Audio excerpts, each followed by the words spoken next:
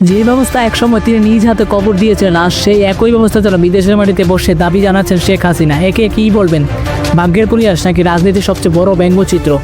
অনেকেই বলছে ভূতের মুখে রাম রাম, কিন্তু এই রাম নাম এর আড়ালে লুকিয়ে আছে বাংলাদেশের গণতন্ত্রের দীর্ঘ লড়াই আর মানুষের শক্তির ইতিহাস। তত্ত্বাবধায়ক সরকার একটি শব্দ যা বাংলাদেশের রাজনীতির অভিযানে আজও আগুন জ্বালায়। একসময় মানুষের গণতান্ত্রিক অধিকারের প্রতীক ছিল এই ব্যবস্থা, কিন্তু আওয়ামী লীগ সরকার ক্ষমতায় সেই ব্যবস্থা বাতিল করে দেয়।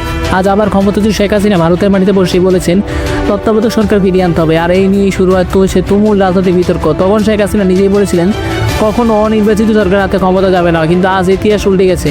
ক্ষমতা আরোহণের পর শেখ হাসিনা এখন দাবি করছেন তত্ত্বাবধায়ক সরকার ছাড়া রাজ্য নির্বাচন সম্ভব নয়। এই বক্তব্য শুনে অ্যাটর্নি জেনারেল মোহাম্মদ আসাদুজ্জামান মন্তব্য করেছেন এ যেন ভূতের মুখে রাম নাম। তার মতে তত্ত্বাবধায়ক সরকার ফিরলে আর রক্ত দিয়ে ভোট আদায় করতে হবে না।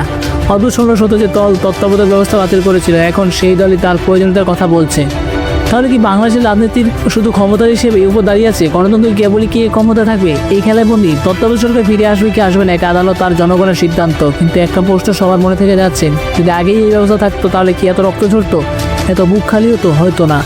আর সেই কারণে আজ অনেকেই বলেছেন সময় হয়তো শেখাচ্ছে ক্ষমতা ক্ষণস্থায়ী, কিন্তু মানুষের রক্ত মানুষের অধিকার চিরকাল টিকে থাকে।